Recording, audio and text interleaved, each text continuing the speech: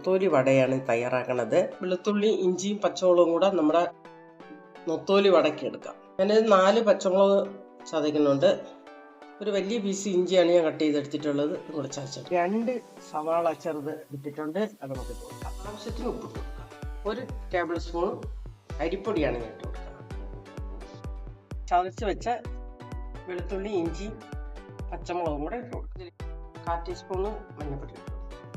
കാശ്മീരി ചില്ലിയാണ് ഞാൻ ഇട്ട് കൊടുക്കുന്നത്.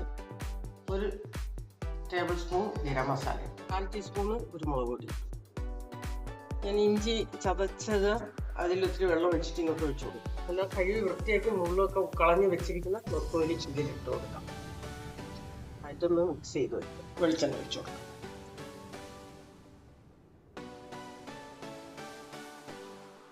വട ഇവിടെ റെഡി ആയിട്ടുണ്ട്. അപ്പം നമ്മുടെ നൊത്തോലി വട ഇവിടെ റെഡി ആയിട്ടുണ്ട്.